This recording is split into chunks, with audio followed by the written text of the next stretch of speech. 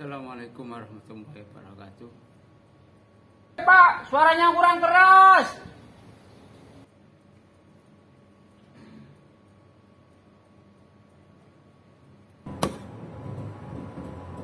Sudah. Assalamualaikum warahmatullahi wabarakatuh.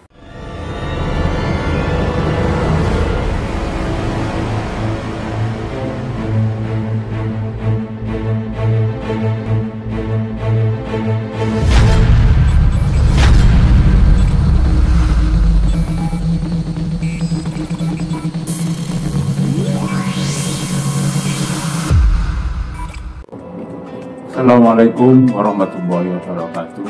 Bismillahirrahmanirrahim. Alhamdulillahirabbil alamin. Wassalatu wassalamu ala asyrofil anbiya'i wal mursalin wa ala alihi washabihi ajmain. Amma ba'du. Siswa-siswi sekalian dimanapun kalian berada, alhamdulillah pada kesempatan kali ini kita bisa bertemu kembali di media pembelajaran Pendidikan Agama Islam PAI kelas 9 semester akhir. Materi kita adalah optimis, ikhtiar, dan tawakal. Sebelum kita memulai pelajaran, marilah kita awali pelajaran kali ini dengan berdoa bersama-sama. Bismillahirrahmanirrahim. Raditu billahi rabba wa bil islami dina wa bi Muhammadin nabiyya wa rasulah. Rabbi zidni ilma warzuqni fahma. Siswa-siswi sekalian, adapun tujuan pembelajaran pada kali ini adalah yang pertama mendeskripsikan pengertian optimis, ikhtiar, dan tawakal, menyebutkan ciri-ciri optimis, menjelaskan, mencontohkan, dan di akhirnya diharapkan kalian sebagai siswa bangsa Indonesia generasi emas bisa berperilaku optimis, ikhtiar, dan tawakal.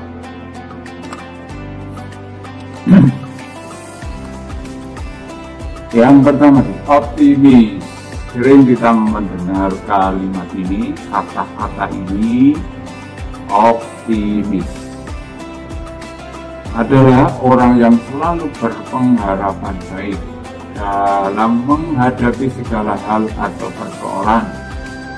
Sebagai seorang muslim atau muslimat, kalian sebagai siswa harus selalu berprasangka buruk atau berhusnudzon, tidak boleh bersuudzon.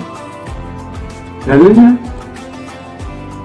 sebagaimana yang disabdakan oleh Rasulullah SAW, An-Nabi Hurairah radhiyallahu anhu, anna Rasulullah sallallahu alaihi wasallam qala la tiyara wa khairuhal fa ila wa mal fa'lu qala al-kalimatu shalihah yasma'uha ahadukum. Dari Abu Hurairah, Rasulullah pernah bersabda, tidak ada rasa tiara. Tiara itu firasat buruk dan kesialan. Dan yang lebih baik dari itu adalah rasa optimis. Maka ditanyakan kepada Rasulullah, apa itu optimis? Optimis adalah kalimat yang baik yang sering didengar oleh salah satu dari kalian. Ciri-cirinya, nah, apa sih ciri-cirinya orang yang memiliki sifat optimis? Jadi kita lihat ciri-cirinya. Yang pertama, seorang atau siswa yang optimis itu menganggap bahwa kegagalan adalah suatu proses pembelajaran untuk hasil yang lebih besar. Itu optimis, itu siswa yang optimis. Kalau siswa yang pesimis, kegagalan itu adalah bukti identitas dirinya. Ya, itu siswa yang pesimis. Kemudian yang kedua, yang optimis, siswa itu suka keluar dari zona nyaman untuk menghadapi tantangan baru. Ini kalau ada temannya yang belajar itu saja, siswa yang optimis akan belajar lebih dari itu. Kalau siswa yang pesimis itu zona nyaman sudah cukup, gak usah neko-neko. Sopuana nih, itu yang pesimis. Dan kalau yang optimis dapat menginspirasi orang lain yang ada di sekitarnya. pasti bisa mempengaruhi agar bisa menjadi yang lebih baik. Kalau siswa yang pesimis itu hanya bisa iri, hanya iri tok. Kemudian bisa menerima kritik dan saran dari orang lain. Apapun saran dan kritik akan dijadikan masukan olehnya. Kalau yang pesimis dia tidak mau menerima pandangan orang lain. Pokoknya dari aku. Kemudian orang siswa yang optimis itu berani bermimpi untuk sesuatu hal yang lebih tinggi.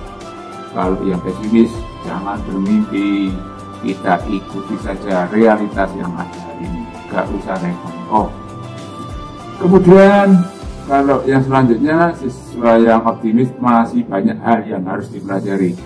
Siswa yang optimis itu merasa dirinya kurang, dia akan selalu belajar, dan belajar.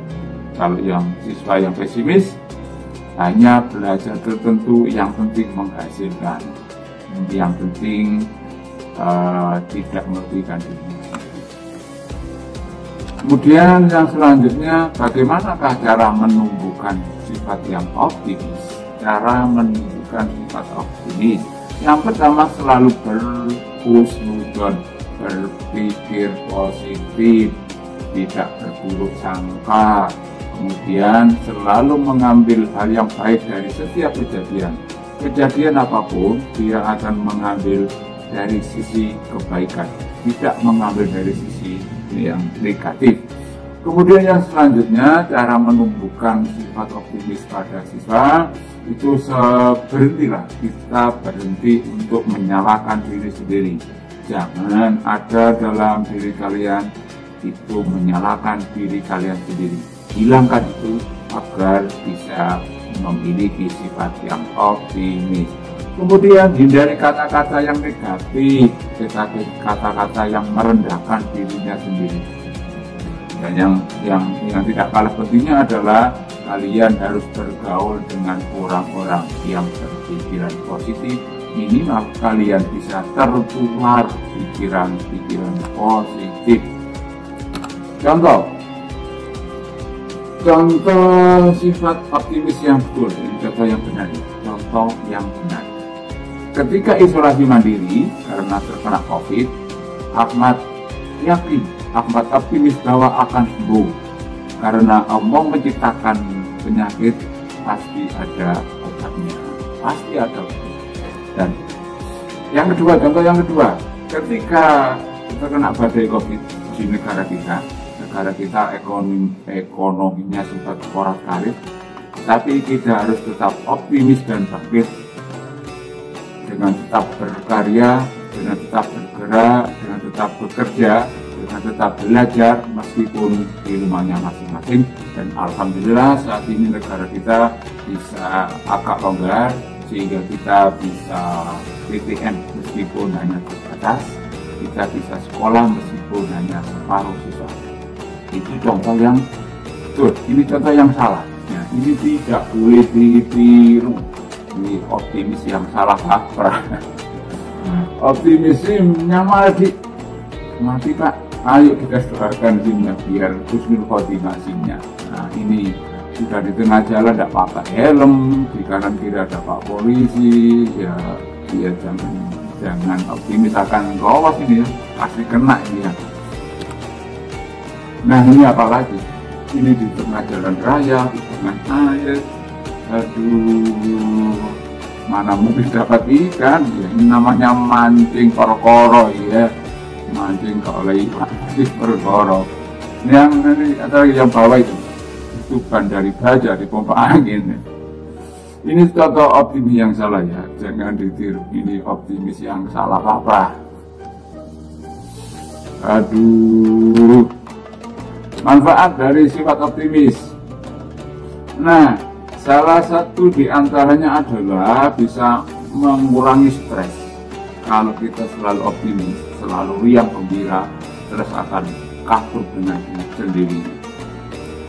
Produktivitas akan meningkat, lingkungan akan menjadi lebih positif, dan yang penting adalah orang yang punya aliran optimisme itu akan memotivasi orang lain. Untuk materi hari ini cukup sekian.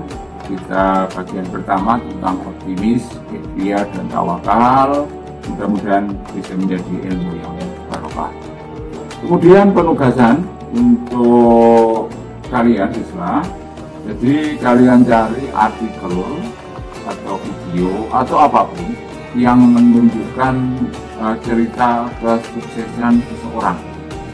Bisa dari koran, internet, atau video. Ya. Kalau sudah menemukan, kalian kirim melalui Google Classroom masing-masing yang sudah disediakan. Kemudian jika sudah mengumpulkan tugas itu, kita adakan evaluasi ulangan. Nah, ulangannya sudah ada di link, nanti tinggal tokennya ya, token yang akan kita berikan kalau sudah waktunya. Itu yang dapat saya sampaikan untuk materi kali ini. Mudah-mudahan menjadi ilmu yang barokah dan manfaat. Marilah kita tutup dengan doa bersama-sama. Bismillahirrahmanirrahim.